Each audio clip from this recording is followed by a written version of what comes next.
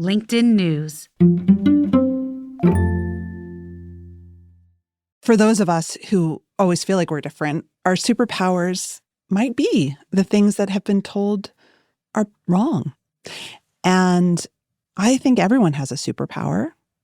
And a lot of us are hiding our superpowers. We're ashamed of them. We just haven't found the right fit, And when you can do that, like the whole world, it's like the Wizard of Oz. The world is all of a sudden in color from black and white. It opens.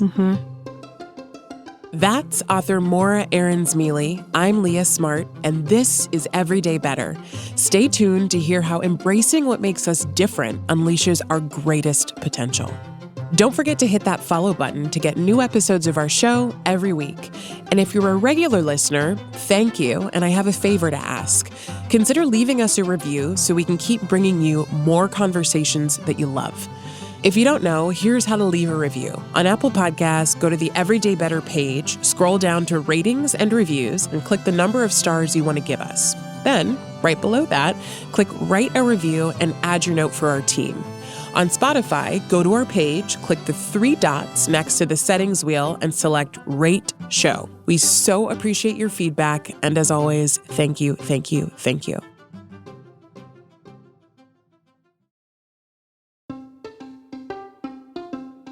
Hey everyone, from LinkedIn News, I'm Leah Smart, and this is Everyday Better, a personal development show where every week I sit down with some of the world's brightest minds and bravest hearts who use science and story to share strategies for how we can flourish individually, in relationship to others, and to the world around us.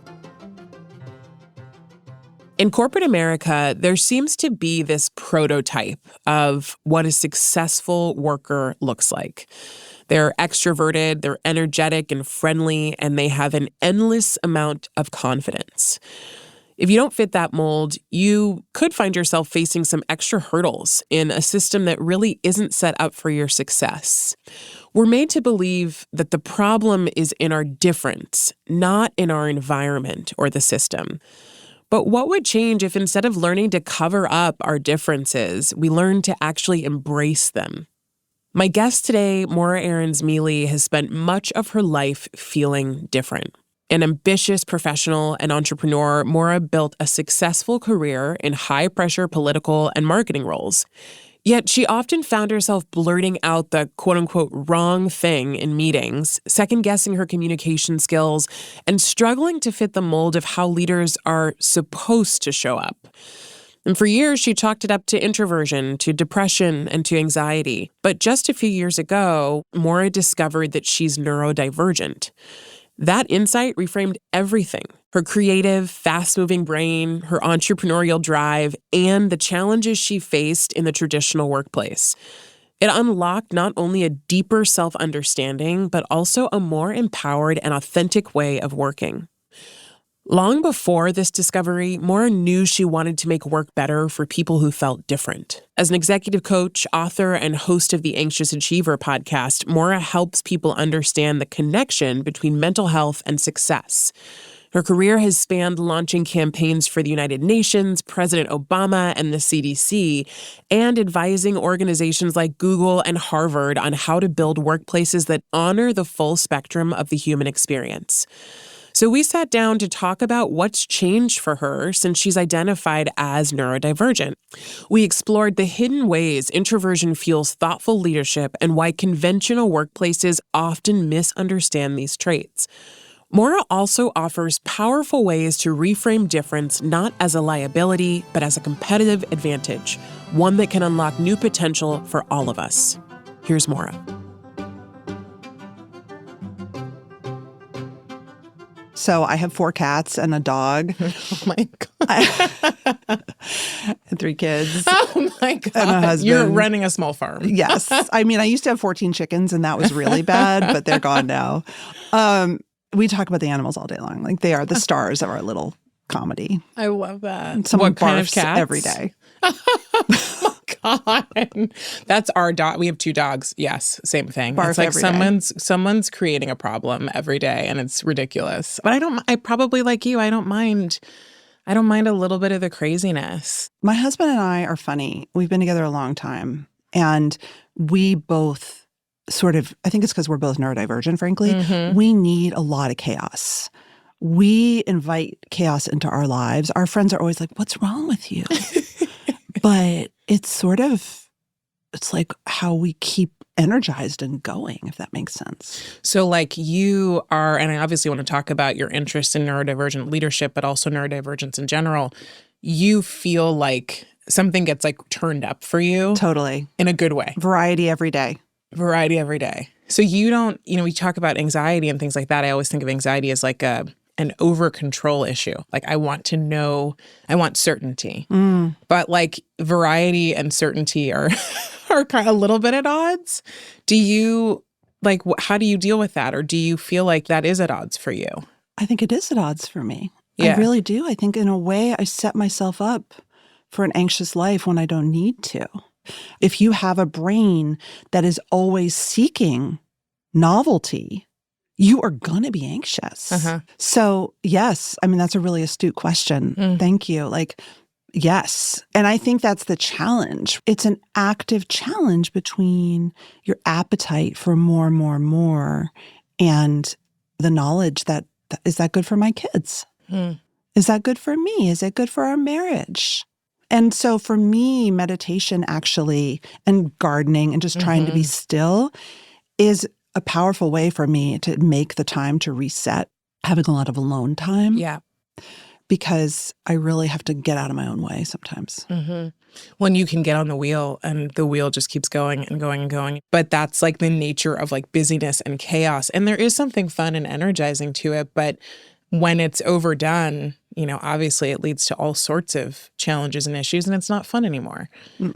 It's not fun anymore. I'm curious first of all, so neurodivergence is a really popular, I feel like it's a buzzword these days.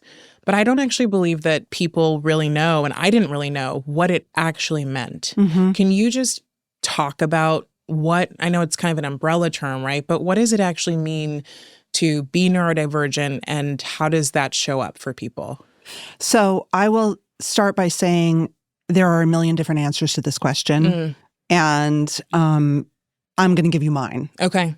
Love that. So neurodiversity, right, is just the idea that everyone has a different brain.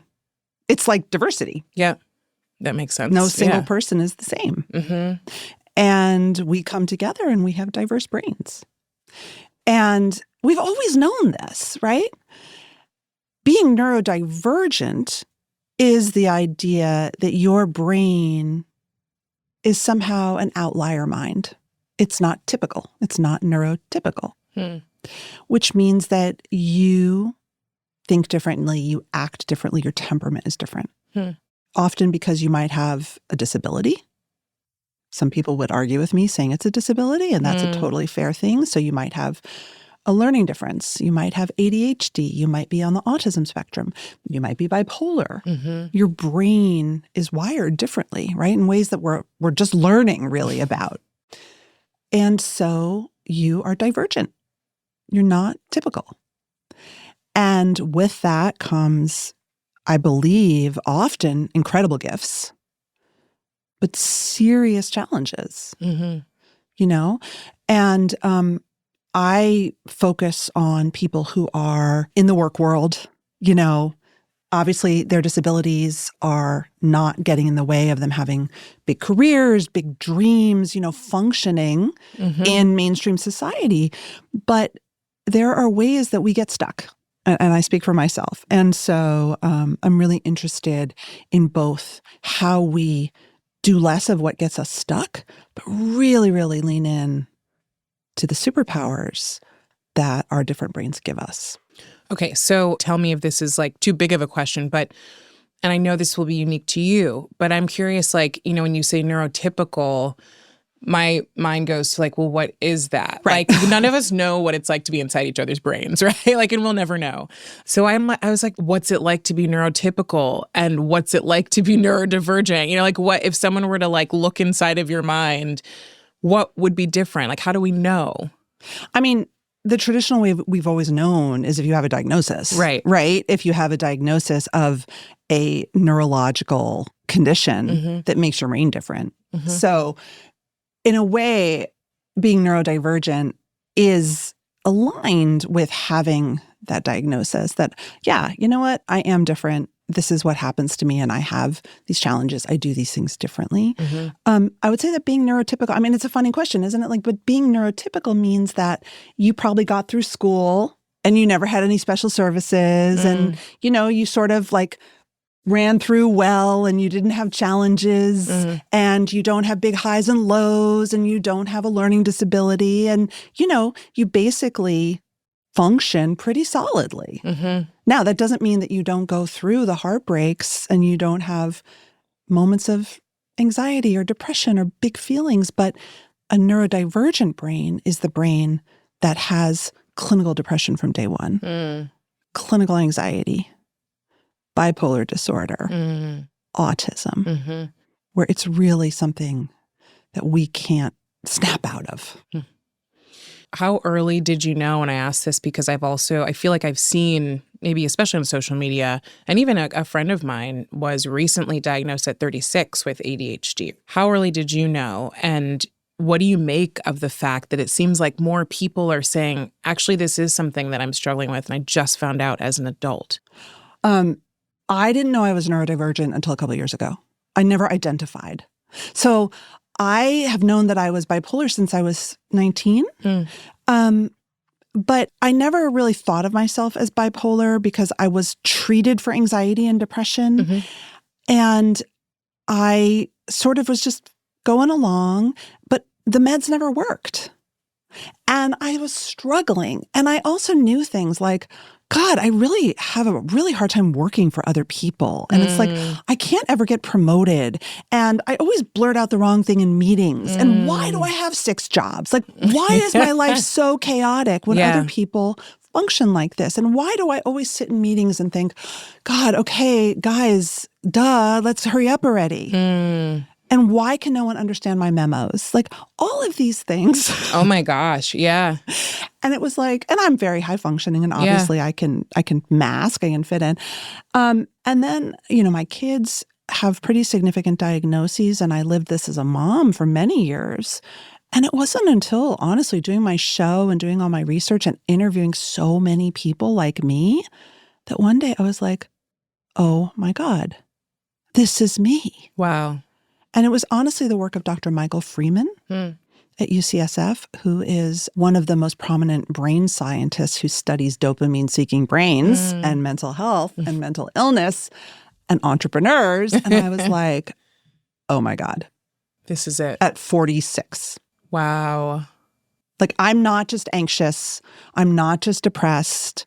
I'm not just, I mean, I always had problems in school. I always had something. I always knew that I was different and I was special, but I couldn't quite make everything work. And so it just all came together.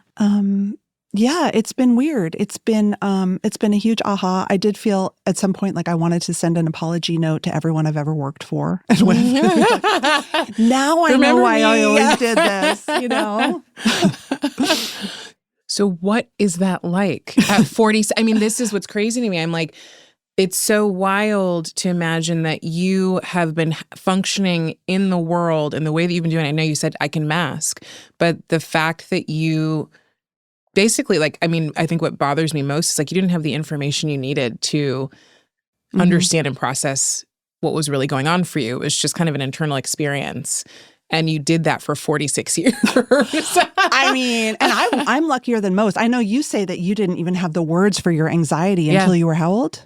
Oh, God. I mean, it was recent. It was in the last probably 3 or 4 years that I really was like, oh, that's what this is. And that's what that is. Yeah. I grew up in a family that was very pro-therapy and, you know, again, got that diagnosis when I was 19 after I had really crashed at college and just like had to come home and was basically non-functional.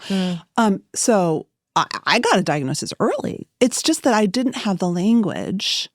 And it's funny, I have studied why people who have different brains need to work differently since I was 26. I knew. You knew. Yeah. I knew. Yeah. But I didn't actually put 2 and 2 together until 2 years ago.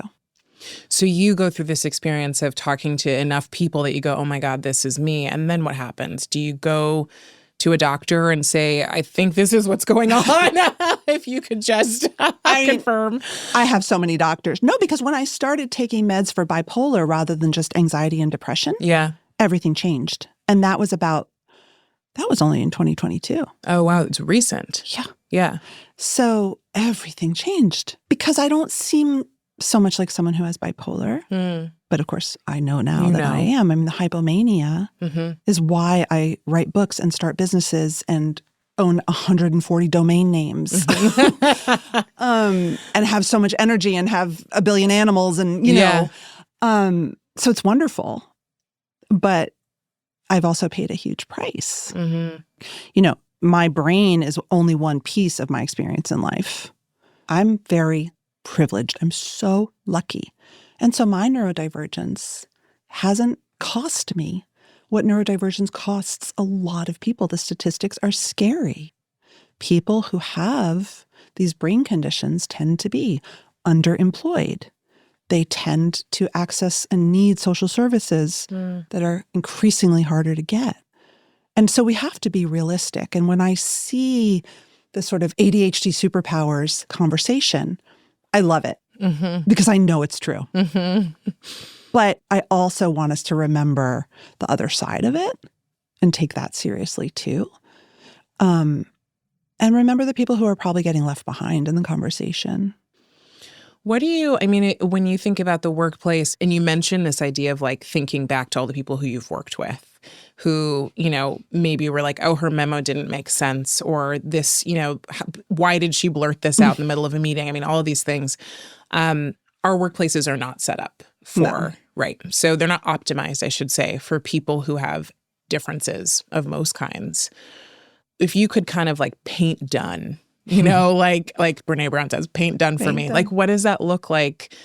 What's different about our environments that allows for the superpowers of people who are neurodivergent, and also for some of the differences that many people who may be neurotypical don't realize? Yeah. I mean, the truth is what's good for neurodivergent people at work is good for all of us. Flexibility, understanding, the ability to modify your environment. These seems shockingly simple. The ability to spend time on tasks that you're good at and not always have to tackle tasks that you're not good at but are trivial. If I could tell you the amount of leaders that I work with who email is their nightmare. Email is their nightmare. I can't keep on top of my email. I'm late in responding to email. And you're like, well, what's your job? Well, my job is to design this program. Well, so what's email's role in your job, right? Well, I mean, it's how we talk, but it's not my core task. I call this being wonderful at your craft, bad at your job. You know? And so, okay, well, maybe we can like give you a solution for email, but really help you lean into what you're amazing at. So I think work would be so much better for all of us if people were more educated and had better understanding, less judgment, hopefully, and then just the ability to treat us all like grown-ups, which is all anyone ever wanted anyway. All the data has shown this for decades. Agency, autonomy, respect often ranks in employee surveys higher than salary. I would agree with that. Yeah. I mean, it's kind of wild, right? You know, like you go to school until you're 18. You then start to get a little bit more, you get more and more agencies, you get older, but then you go work at a company that like in many ways, because of the way organizations are set up, they kind of put you back into a box. A box, 100%. A box. And the one thing I know about people who are neurodivergent, it's like we don't do boxes. It's just not.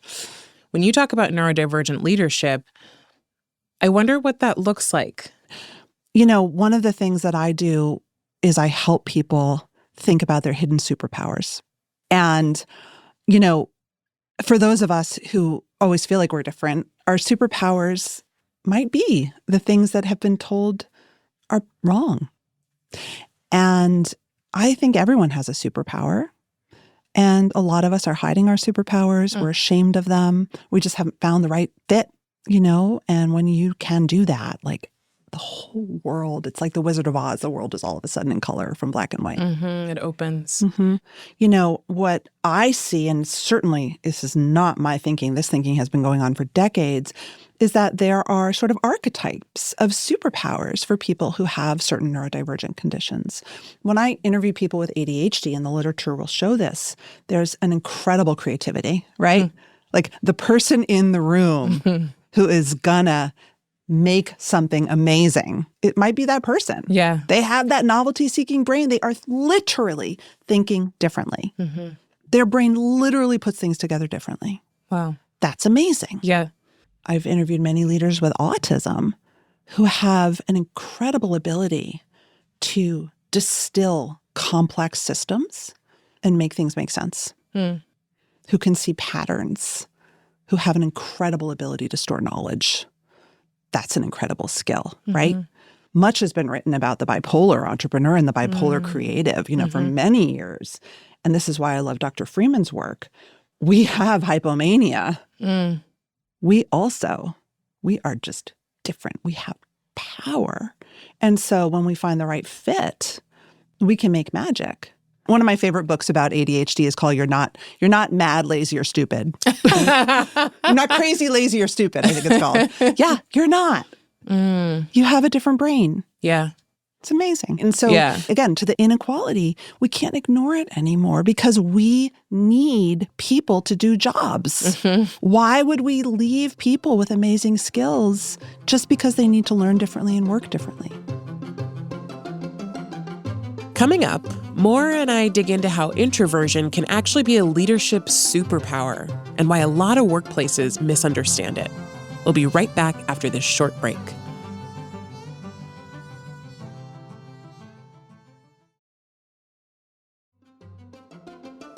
And we're back with author and speaker Morra Aarons-Mele. You've also talked about introversion, extroversion. Talk to me about that. And I ask in the context of like, you know, I think in the workplace particularly, right, we again tend to praise the people who are extroverted. We tend to praise the people who are most talkative or loudest in a room. I think somehow we convert that to power, confidence, intelligence. Status. Yep, status.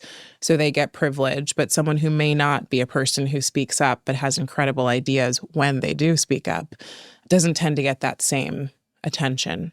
Talk to me about your experience of introversion and extroversion. Yeah. I think that introverted leadership is a really fascinating area, and it is the kind of thing that needs much more light because we in America, like you said, we default to extroversion. The data is clear. Extroverts gain more status. They get promoted quicker. They accrue a tremendous amount of value in society. Yes, social capital. They so do. much social capital. Which, of course, is also financial capital. Jan Yachimovitz at Harvard Business School has done a bunch of research on this.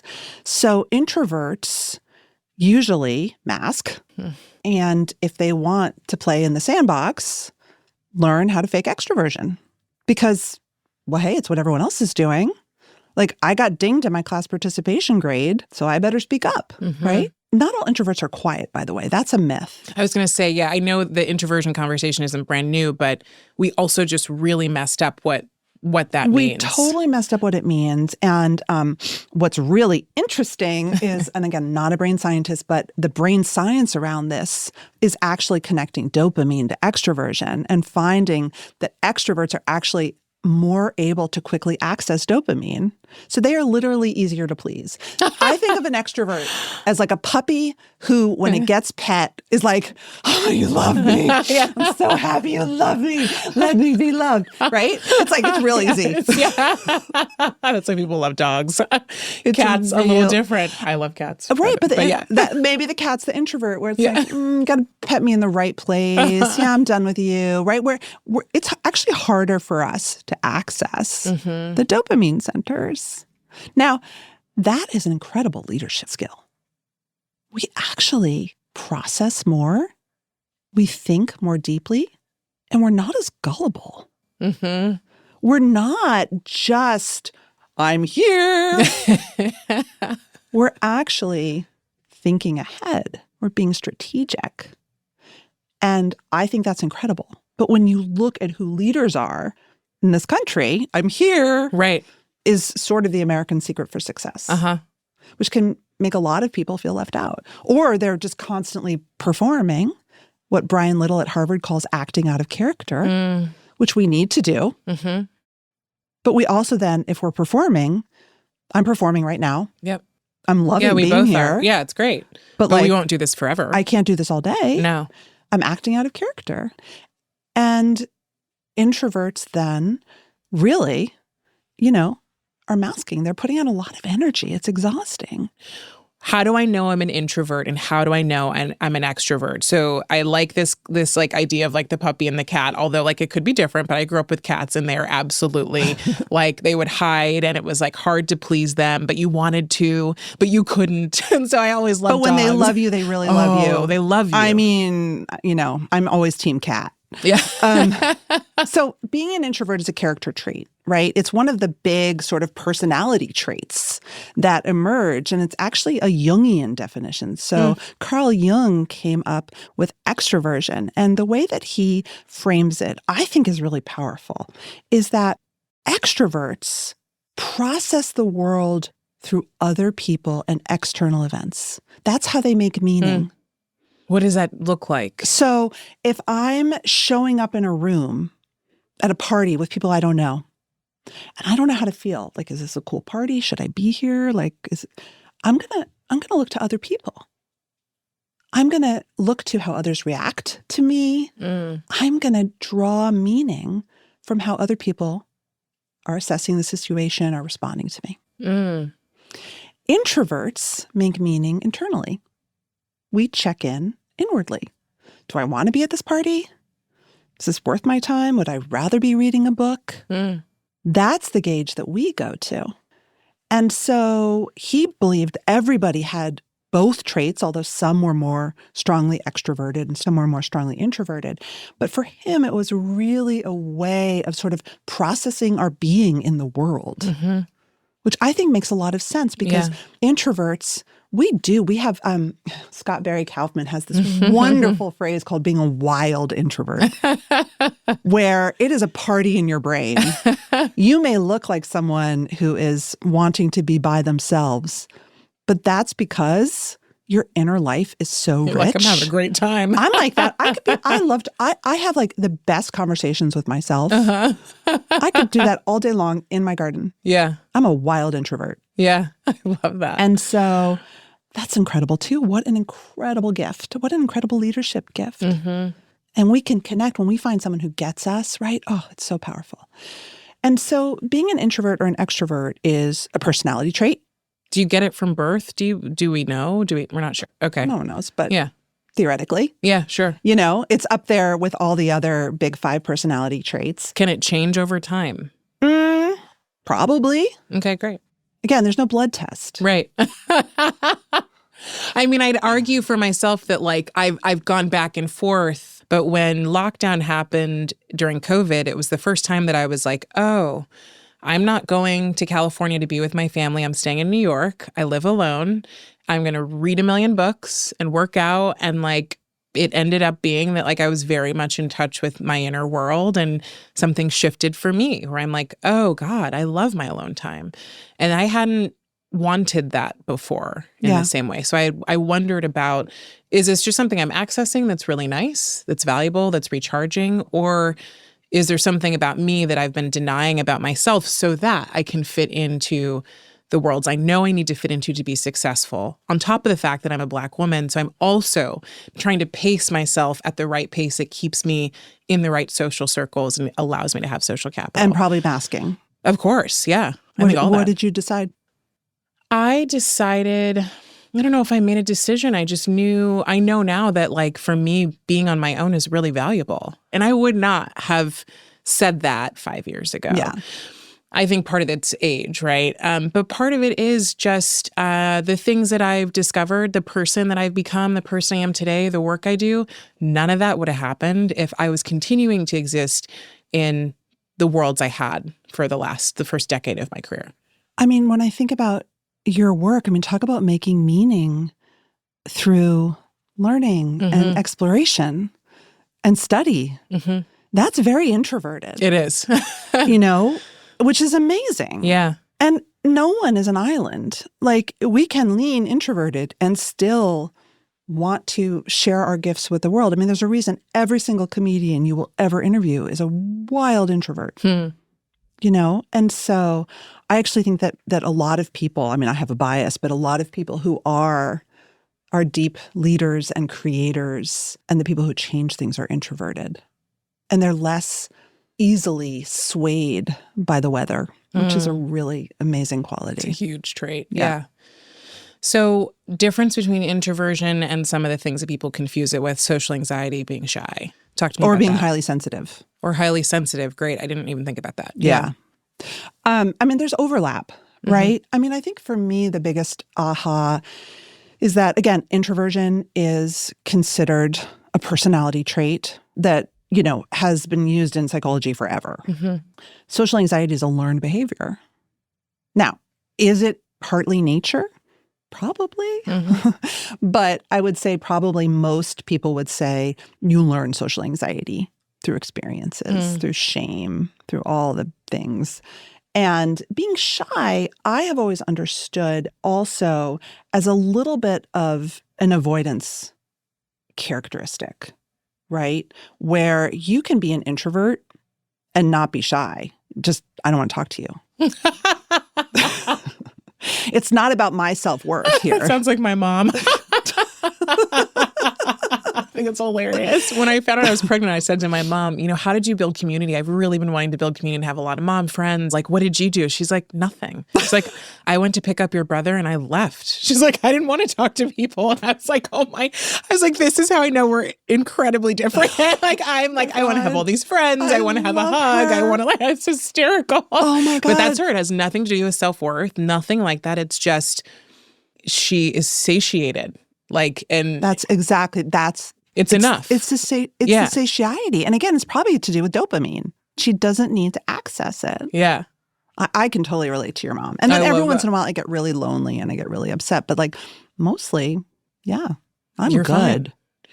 What do you talk to me about, in the same way we've talked about neurodivergence, introversion obviously has had much more airtime over the last, decade or so. But I still don't know that I'd say we're at the point we should be at with how we think about introversion versus extroversion in all professions.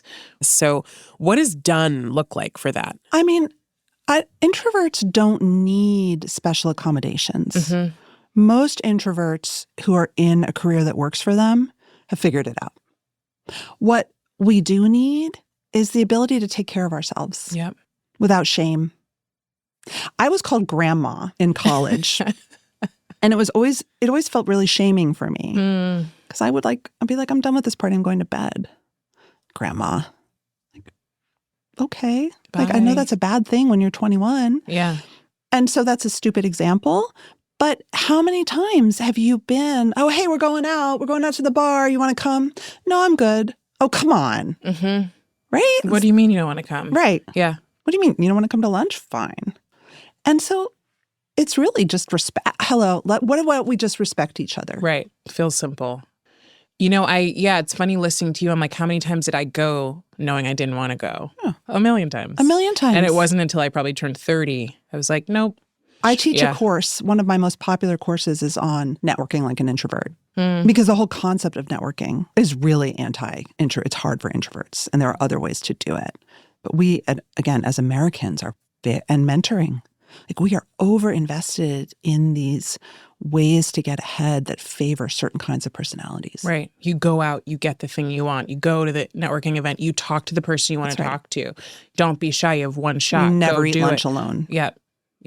I mean, I've definitely been in work environments where bureaucracy and all of the political games are what lift people's boats. So if you're not willing to play that game. That's right. Or it doesn't work for you, that's who I am. I'm like, that game doesn't really work for me. I'm also not the person who walks in the room and goes, everybody look at me. I don't hate attention, but I'm not obsessed with it.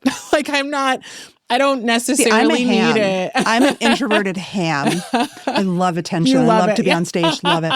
I love to be on stage, but it's funny. There's a middle ground for me that I don't love. And I think that's like networking events and things like small parties. Talk. Yeah. I can't stand it. I can't do small talk. Nope. I wish I could. I remember I read Dale Carnegie's How to Win Friends and Influence People a long time ago. And it was part of the reason was I was curious, like, what is it that we have to do to make people like us? And they do say that like having small talk at the beginning of a relationship is actually helpful. I just can't. I'm like, I can't. It's so hard. And I'm like, I guess I'll miss that part with people. It's, I mean, another big aha moment I had is that because I'm neurodivergent and introverted and anxious. That like when I meet people, I often come on too strong. I say the wrong thing. I get overly intense or intimate too quickly. I really have to work to calibrate that for social norms. And there's a lot of us out there. And luckily, I've been able to find an outlet where it's like I can let my freak flag fly and, cry on LinkedIn and get hundreds of thousands of views. But that's, again, most people don't have that freedom or privilege. But I would love everybody to have a little bit more room in society. To just show up. And not be like, God, you did that weird thing. That wasn't normal. Yeah. What do you, I know we're kind of talking about two different pieces of your work, but what, as you look at the whole picture, what do you want people to really understand and take away from the work that you're doing? My dream when I started this work at age 26 was to make work better for people who are different. That's literally what I wrote on my graduate school application. I want people to be able to talk about hard things at work in meaningful and connecting ways, not in shaming and constricting ways. And that's my dream. I've heard you say this, I think something to the effect of like, I've never seen a negative reaction from a leader who chose vulnerability, something in that world of like, and I was like, oh yeah, I mean, of course. And I know that this is a, like when we talk about having hard conversations or talking about hard things at work, I think there's a selectiveness to how we disclose, of course, and how vulnerable we are. But I still think we're all, on that path of trying to figure out how do we manage vulnerability in a way that allows us to work in a more connected environment than just we are 9 to 5 and this is what we do, And so I think there is so much power in being more vulnerable and figuring out how to be selectively vulnerable, but in sharing more of yourself. Absolutely. And you know what? Talking about hard things successfully is not oversharing or breaking boundaries. Right. In fact, you have to set boundaries. You have to create, the holding environment. You have to do it with skill. Yeah. It's about that boundary vulnerability, as Emily Anhalt taught me, which is really the sweet spot, which is a skill. It's a leadership skill. Yep. And it's not a soft skill. That's a highly important skill. Highly important skill. Yeah. Okay, Morra, I'm going to have you complete these 3 statements for me. Better humans are. Compassionate. Better work is. Flexible. Well, that was fast. And a better world has. Compassionate humans. Yeah. Thank you so much for being here. This was great. I love getting to have you in person. Thank you. Amazing.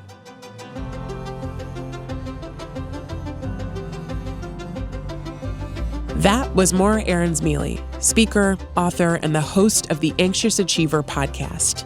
If you like this episode, check out our show notes for a link to my conversation with Dr. Barry Kudrowitz on why play and humor belong at work. I think you'll love it. Everyday Better is a production of LinkedIn News. The show is produced by Grace Rubin and Emily Reeves. Asaf Gadron is our sound engineer. Tim Boland mixed our show. We get additional support from Alex Kuznetsova and Ali McPherson. Sarah Storm is our senior producer. Dave Pond is head of production and creative operations.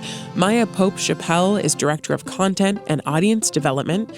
Courtney Koop is head of original programming. Dan Roth is the editor-in-chief and vice president of content development at LinkedIn. And I'm Leah Smart. Thanks for coming with me, and I'll see you next week.